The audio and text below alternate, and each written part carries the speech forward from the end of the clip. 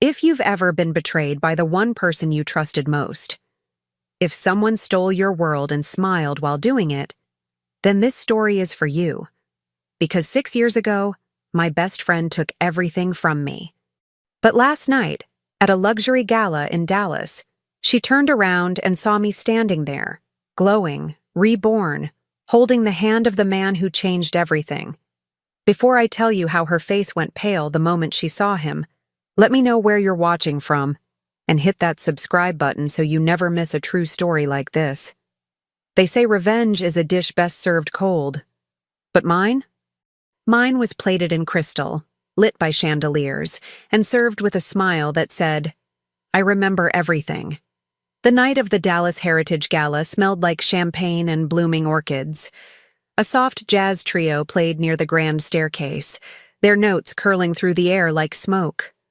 The ballroom shimmered, polished silverware, Art Deco walls, gowns that whispered six-figure bank accounts. And me. I was standing at the entrance, wrapped in emerald silk, holding the hand of the man who would change everything. Andre Lancaster. He wasn't just my date. He was the symbol of a life rebuilt from ash. But no one knew that yet. Not even him. Not fully. Then I saw her. Across the ballroom, past the velvet ropes and curated smiles, Jessa Monroe. She stood beside Grant, her hand draped casually on his chest, like a woman who thought she'd won. Her laugh was loud, intentional, the kind meant for attention. Her dress was black velvet, cut low. Her ring, my old ring, caught the light like it still had power. She didn't see me at first. That was the best part. She was too busy shining for people who didn't know the story, who didn't know how 6 years ago, she was my best friend, my maid of honor, the woman I called sister, and the one who slid into my marriage like it was hers by birthright. But time has a funny way of revealing truth. When her eyes finally landed on me, they didn't recognize me. Not immediately. I watched her try to place the face, the curve of the cheek, the tilt of the head. And then, when Andre leaned down and whispered something that made me laugh, her expression cracked.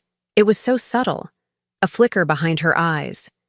But I saw it, that split second where she realized, Camille Hart is not broken. She is not bitter. She is not gone.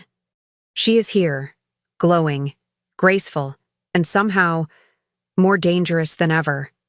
Grant followed her gaze. When he saw me, he blinked. Once, then again, like he wasn't sure if I was real.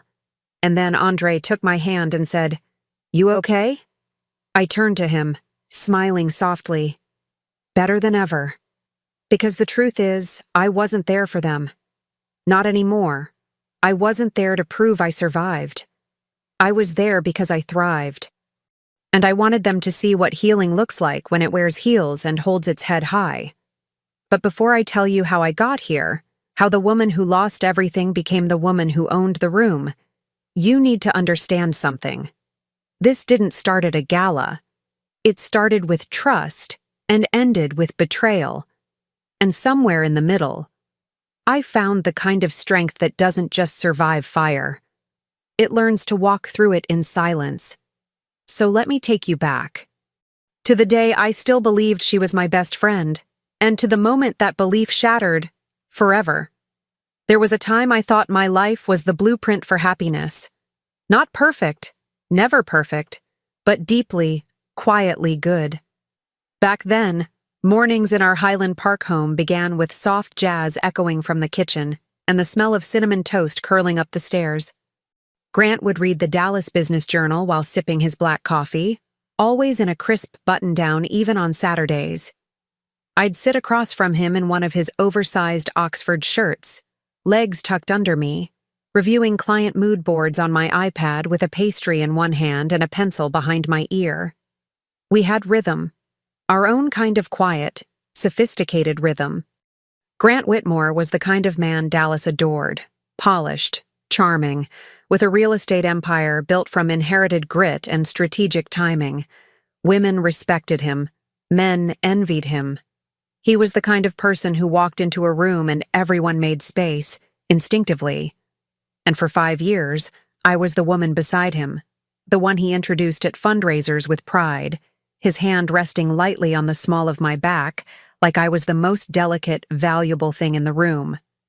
And maybe, for a while, I had my own world too, a boutique interior design firm that had grown faster than I ever imagined.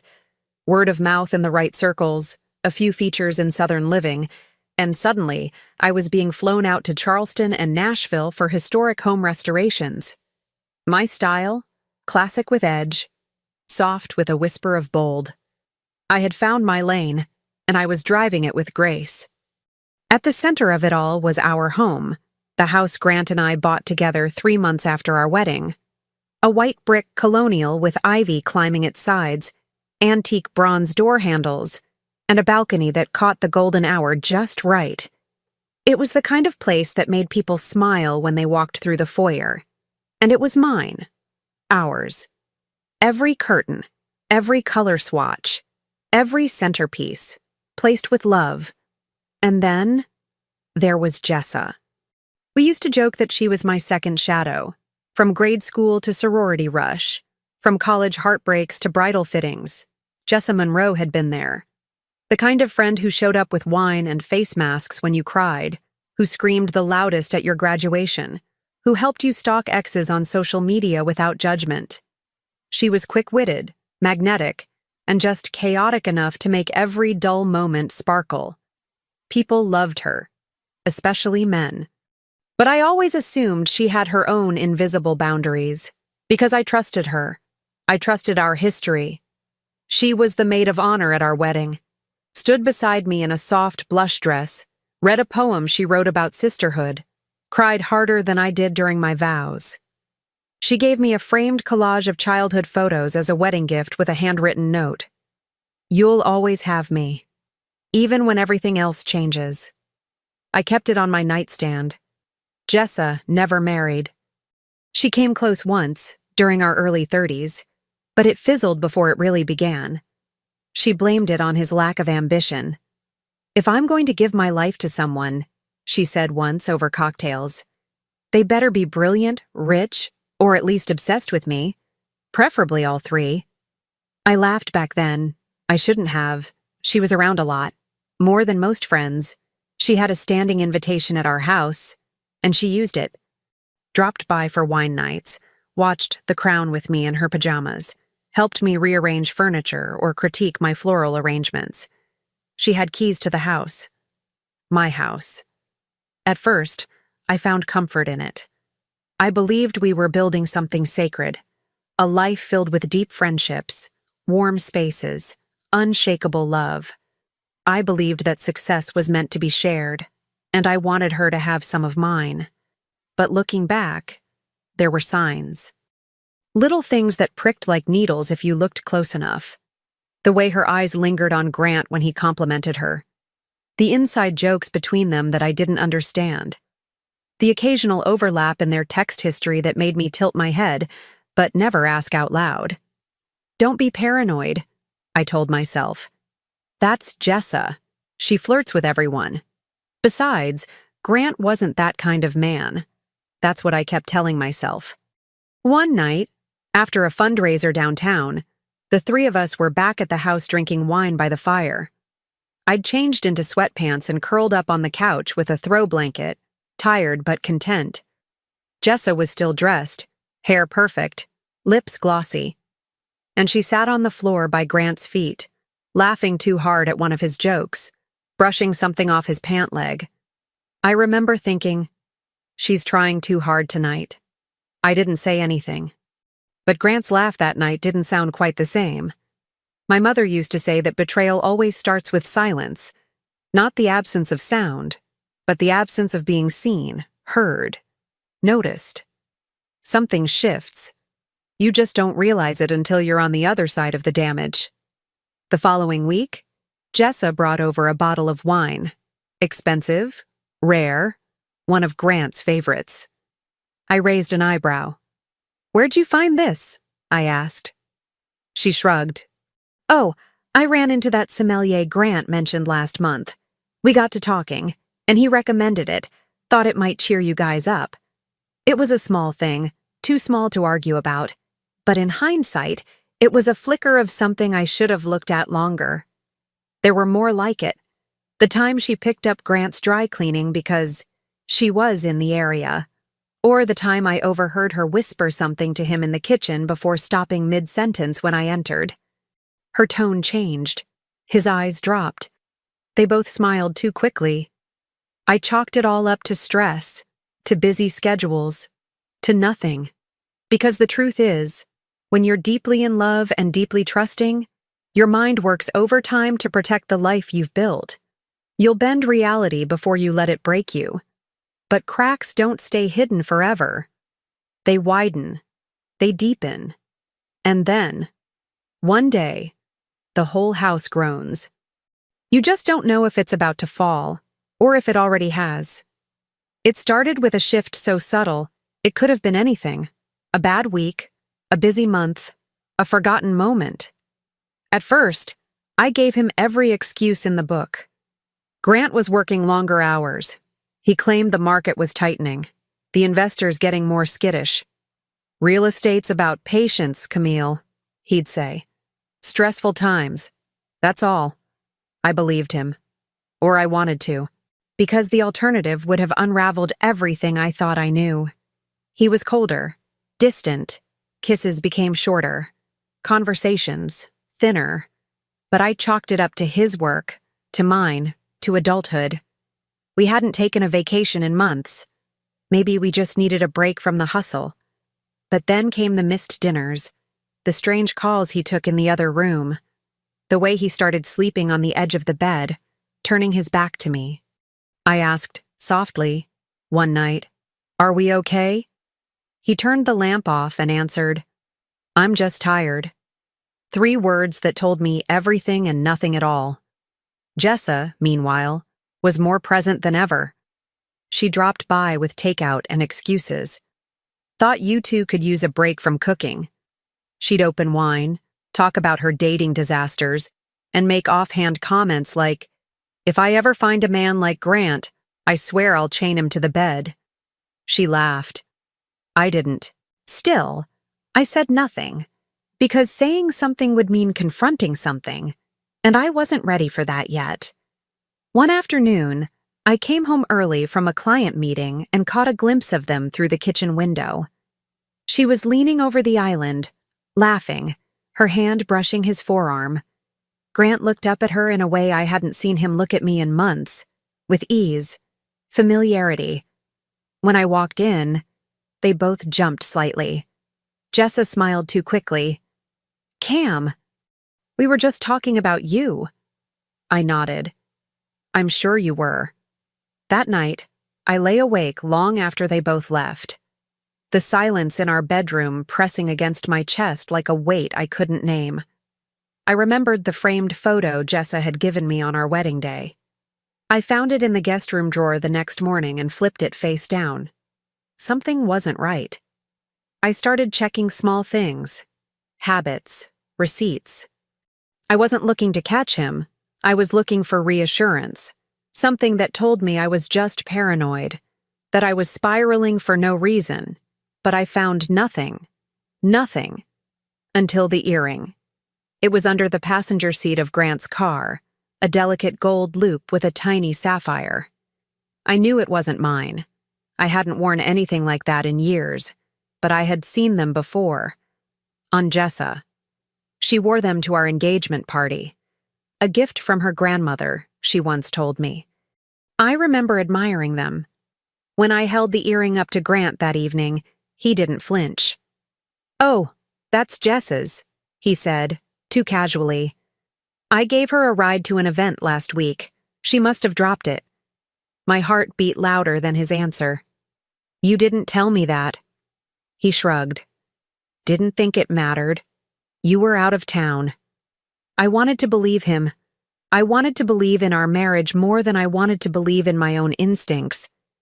But doubt, once planted, grows fast. I called Jessa the next morning.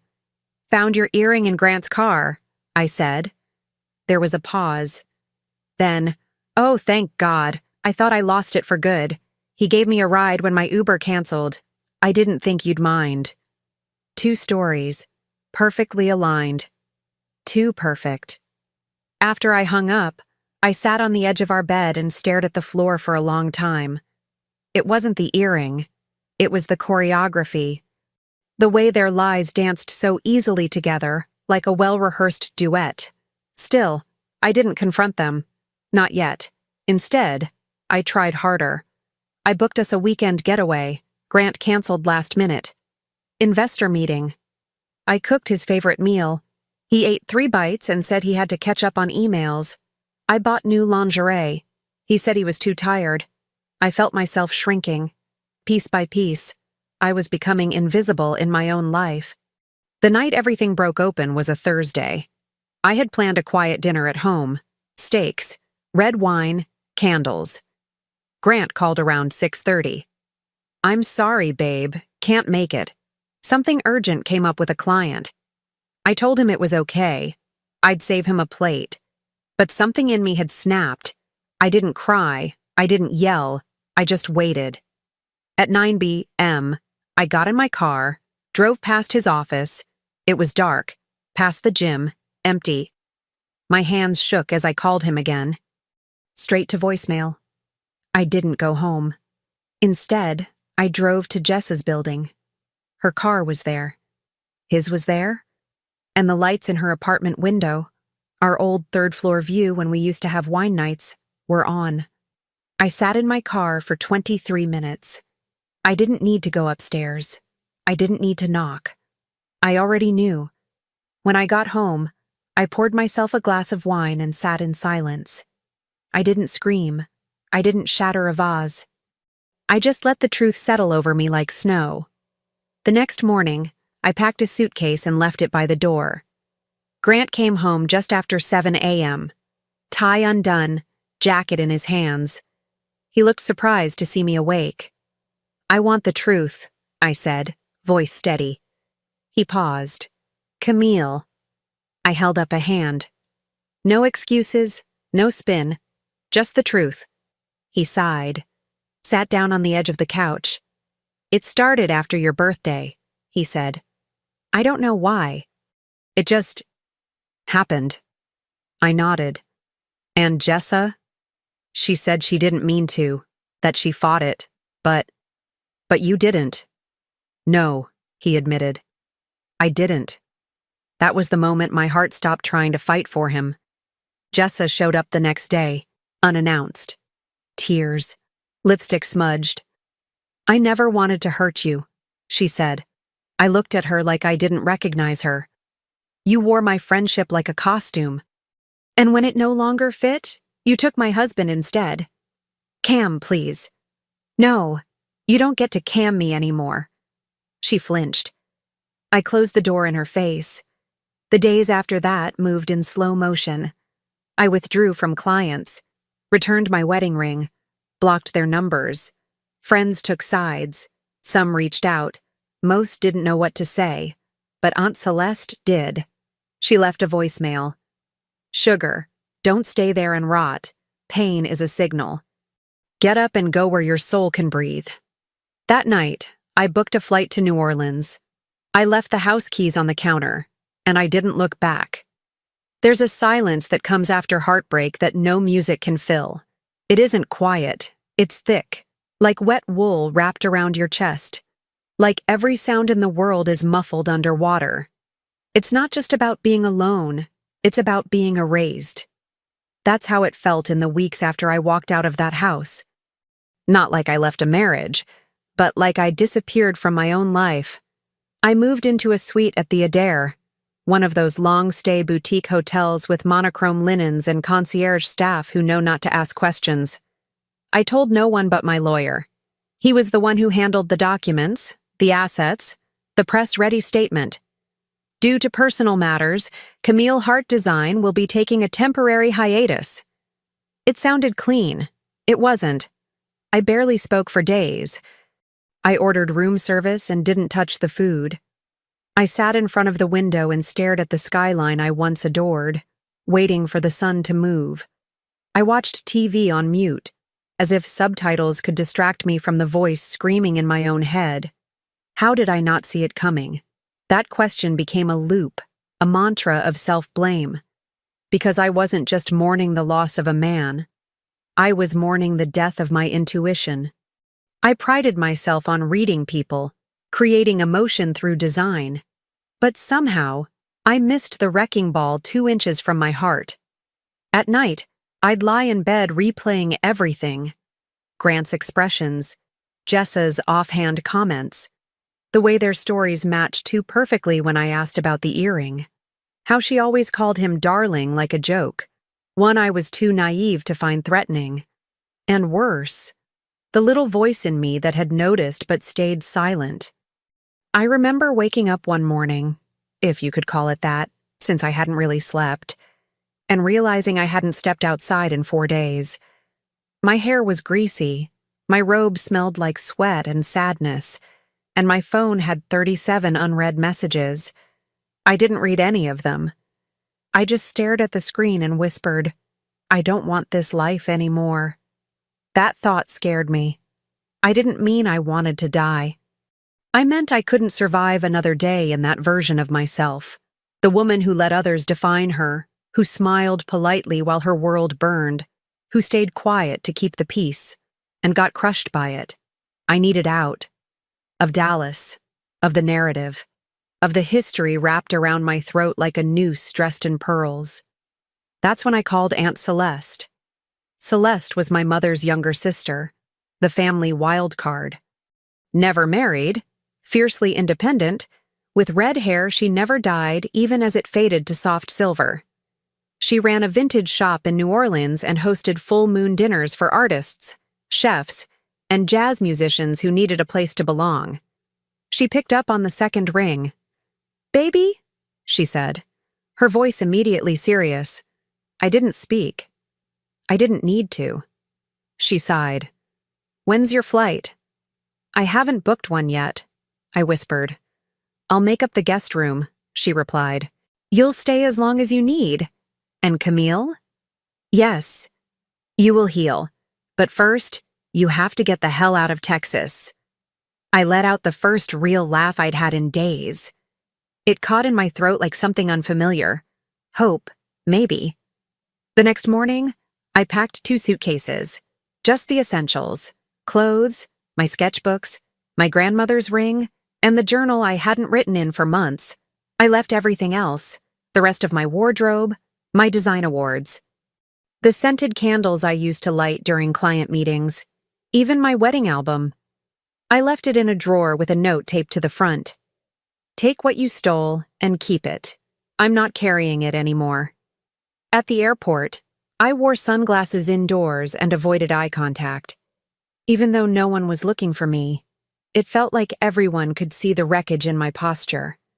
The woman who once curated the most elegant spaces in Dallas now dragging emotional baggage in a battered carry-on. The flight to New Orleans was short. The transformation it triggered would be anything but. Celeste met me at baggage claim in leopard print and combat boots. "Still love a dramatic entrance," I said as I walked into her arms. She pulled back and cupped my face. "Oh, sugar, they broke your heart, didn't they?" "They tried," I said. She smiled. "Good. Let's remind you who you were before all that mess." Her house was tucked between moss-draped oaks in the Marigny, lavender walls, chipping shutters, porch swing that creaked in time with the wind. It smelled like cedar, mint tea, and safety. I slept for 2 days. When I finally emerged, Celeste had stocked the kitchen with everything I used to love. Sourdough, sharp cheddar, blackberry jam, and dark roast coffee. She didn't push. She didn't pry. She just left me space to sit in my grief without apologizing for it. Some days I couldn't speak. Some days I cried through breakfast. Some days I sat on the porch in silence while the city moved around me like a stranger I didn't know how to greet. But little things helped. The hum of a saxophone down the block. The way light filtered through stained glass windows in the church across the street. The neighbors who waved without needing to know my name. The slow rhythm of a place that didn't rush me to be okay. One evening, Celeste came out with a box. "What's this?" I asked. "Your old college portfolio," she said. "I found it in my attic. Figured it might remind you what you're capable of." Inside were sketches I hadn't seen in a decade. Raw, bold, alive. Spaces designed not to impress, but to feel. I ran my fingers over the charcoal lines and whispered, "She's still in there." "Damn right she is," Celeste said, lighting a sage bundle. "Now let's bring her back." I began sketching again. Nothing grand, just little ideas, a reading nook, a reimagined sunroom. I helped Celeste rearrange her store display and felt a flicker of satisfaction I hadn't known I missed. Design had always been my voice, even when my mouth couldn't form words. And slowly, it came back. One afternoon, Celeste and I sat on the porch with sweet tea and no agenda. She looked at me sideways. "Do you know what your real superpower is? Wit? Cheekbones? Humble disposition?" She laughed. "Grace, that's your superpower, but not the soft kind, the kind that stands up in the fire and refuses to burn bitter." I stared out at the street. What if I don't want to be graceful? What if I want revenge? She sipped her tea. "Then earn it with a life so radiant, they have to squint to look at you." I didn't respond, but in that moment, I made a promise to myself. This pain would not be the last word. This betrayal would not be the final chapter. And this version of me, broken, bruised, but still breathing, would be the beginning of something they never saw coming. Healing doesn't announce itself. It doesn't knock on the door and say, "You're ready now." It tiptoes in. It hides in the ordinary, the sound of your own breath during quiet mornings, the satisfaction of folding fresh laundry, the way light changes across a room you once found too quiet. In New Orleans, healing came disguised as routine. I woke early. I walked. I wrote. I watered Celeste's plants even when they didn't need it. I drank coffee on the porch while strangers passed and didn't know my story. For the first time in years, I belonged to no one but myself. I started sketching again, not for clients, not for deadlines, just for the love of space. I drew rooms filled with warmth, imperfect details, textures that told stories, designs with heart, not polish. And for a while, that was enough. But something shifted when I met Andre Lancaster. He didn't arrive like a movie scene. No slow-motion entrance, no instant chemistry. It was simpler than that. I was helping Celeste redesign her storefront, rearranging bookshelves and repainting the back office, when a man walked in asking for vintage glassware. He was tall, calm, soft-voiced, wore glasses, dark jeans, and a linen shirt like he didn't care what anyone thought. Not in a careless way, but in the kind that comes from having nothing to prove. Celeste whispered after he left, "That man is too emotionally grounded to be straight." I laughed. "You might be right." He returned a few days later, this time for antique lighting fixtures, and then again, asking about a framed French map that had been in the window. By the fourth visit, I finally asked, "Are you redecorating or just looking for excuses to be here?" He smiled. "Can it be both?" He introduced himself as Andre, a real estate investor focused on restoring historic homes. He had just moved to the city from New York, wanted to bring old properties back to life without stripping them of soul. Celeste lit up. "Then you two need to talk." We grabbed coffee the following week, talked about design, architecture, the psychology of space.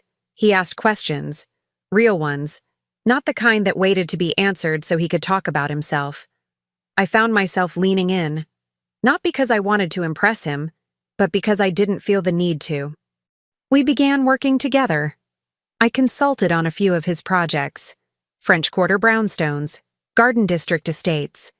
He respected my eye. He deferred to my instincts. And when we disagreed, he listened without defending. At first, I told myself it was just business. But then there was the day we walked through a gutted 1910 townhouse. The sun poured through broken windows, dust danced in the air, and we stood in what used to be the dining room. I talked about opening the space, exposing the beams, building a bookshelf wall from reclaimed wood. He turned to me and said, "The way you see space, it's like you're healing it." I didn't know what to say.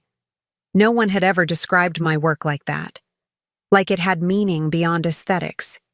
I felt it in my chest, a crack opening, not from pain, but from light trying to get in. Still, I kept him at a distance. I canceled dinner once without giving a reason. I avoided personal questions. I flinched when he reached to brush hair from my face during a site visit. I wasn't ready, not fully.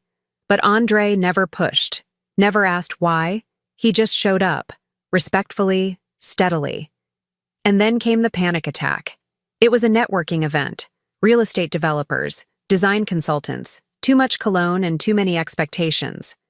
Andre invited me as his guest, hoping I could meet a few potential clients.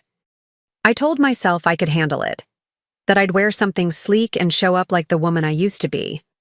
But 20 minutes in, I couldn't breathe. Someone mentioned Grant's name in passing. Said he'd lost out on a deal to a firm out of New York. My ears rang. The room blurred.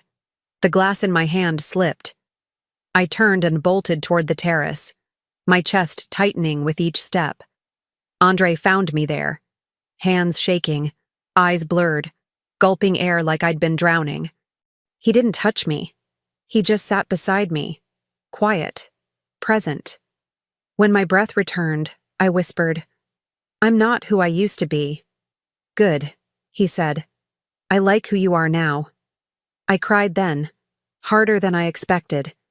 And for the first time, I told someone the full story. Not the version with clean edges, but the messy, bruised, bitter truth. The marriage, the betrayal, the silence afterward. Andre listened, not with pity, not with solutions, but with the kind of presence that made my pain feel seen without being magnified. "I lost everything," I said. "You didn't," he replied. "You left what tried to destroy you. That's different." From that night on, things shifted. We still didn't rush, but I stopped hiding. We spent weekends exploring antique markets, cooking in Celeste's kitchen, walking along the Mississippi with no destination. We shared books, playlists, childhood stories. He told me about his divorce, how his ex-wife had fallen in love with a business partner and taken half his company with her. He'd rebuilt from scratch, with fewer illusions and more peace.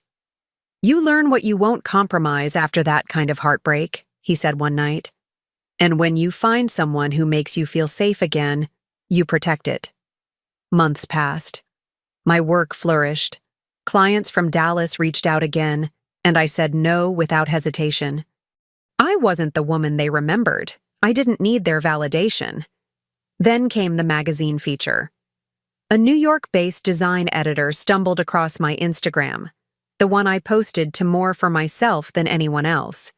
She emailed asking for an interview. A week later, Modern Southern Living called me a visionary of texture, memory, and emotional restoration. The article went viral in design circles. And then, the invitation arrived. Dallas Heritage Gala. They wanted to honor Southern women redefining space and story. The irony wasn't lost on me. I stared at the email for 10 minutes. Then I forwarded it to Andre with one line. "You think I'm ready?" He replied, "You were born ready, but now you're prepared." That night, I stood in front of the mirror and saw something I hadn't in years, my full self, not just dressed in beauty, but wrapped in wisdom. I didn't go back to Dallas for closure. I went back to show the woman who lost everything, what she became when she stopped fighting for people who didn't know how to hold her. The Dallas skyline didn't look the same anymore.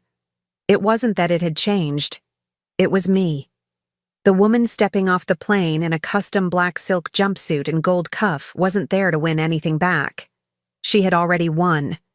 She was the prize now. And yet, I won't lie. My heart beat like a drum as the Uber curved down the Highland roads. Familiar streets, familiar ghosts, places where the past had burned itself into brick. The gala was held at the Belmont Conservatory, floor-to-ceiling windows, marble columns, and a chandelier so grand it felt like a galaxy. I had attended it once before. With Grant, years ago. I remember thinking it felt like the future. Now, it felt like a stage. I stepped out of the car, heels clicking, eyes forward, cameras flashed. My name was whispered down the carpet. Camille Hart. The feature article had done its work. People were waiting to meet me now, not as someone's wife, not as a +1, but as a headline.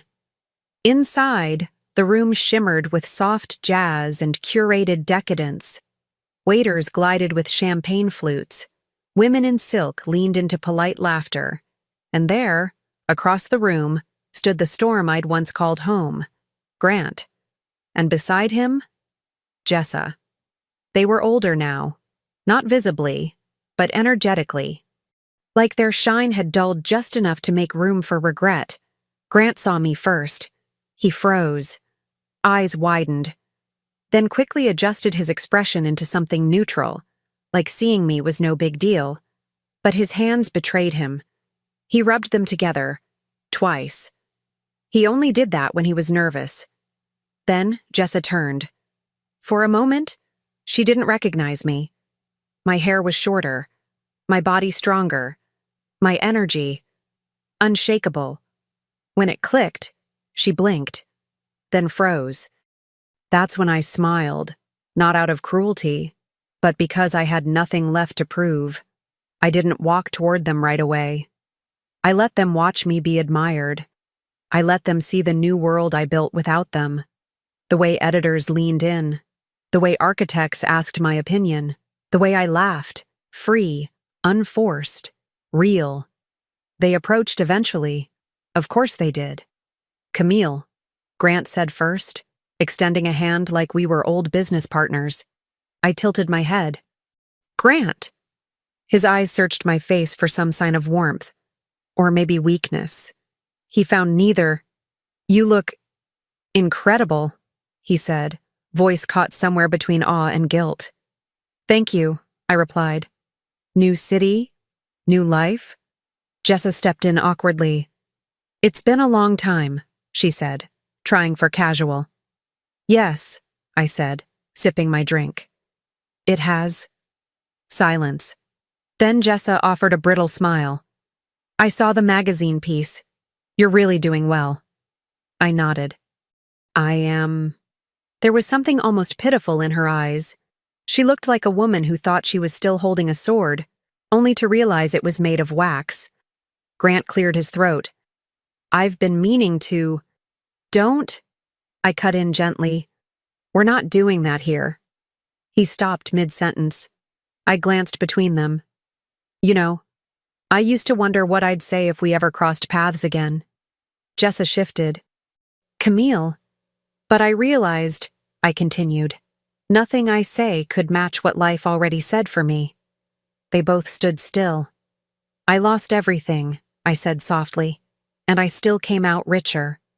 Then I turned slightly, my tone velvet but steel. You didn't break me. You freed me. That was the line. I watched it land. Grant's mouth opened, closed. Jessa's mascara trembled. I wish you both peace, I added. But I have no room for your names in my next chapter. Then I walked away, not out of spite, but out of arrival. Andre was waiting by the balcony, drink in hand, tie slightly loosened. He smiled when I approached. Everything okay? I nodded. It is now. We clinked glasses. Behind us, the chandeliers blurred into soft galaxies of light. I rested my hand on his arm, not out of need, but choice. Later that night, as the gala wound down and guests faded into limousines and after-parties, I stood at the conservatory steps and looked out over the Dallas skyline one last time. It hadn't changed, but I had. And that was all that mattered.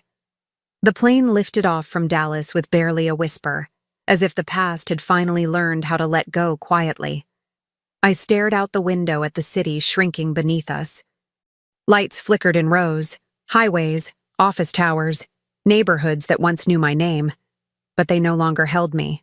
The weight they carried for years, gone, like dust shaken from silk.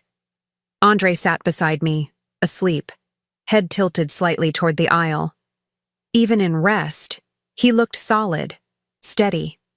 I turned to him and smiled, not because of what he was to me, but because of what I had become beside him. When we landed in New Orleans, the air greeted me like an old friend.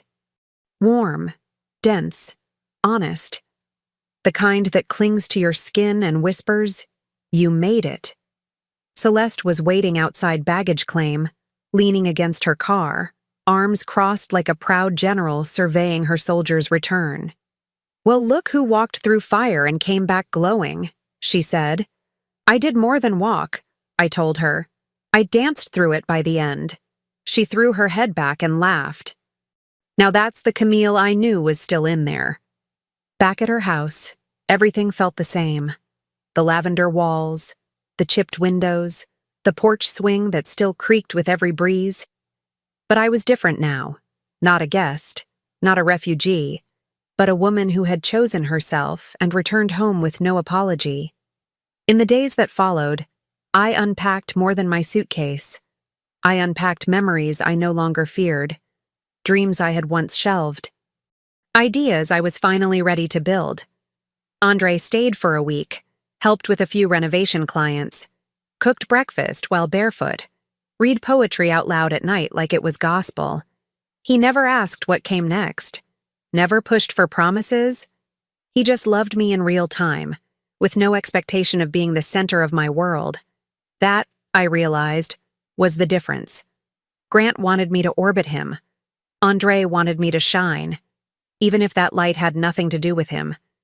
One evening, we stood on the balcony of one of his renovation projects, a nearly finished townhome overlooking Esplanade. The sun was setting, casting gold across the rooftops. "I don't know what this is yet," I said, motioning between us. He nodded. "We don't have to name it. Let's just keep building it." I leaned my head on his shoulder.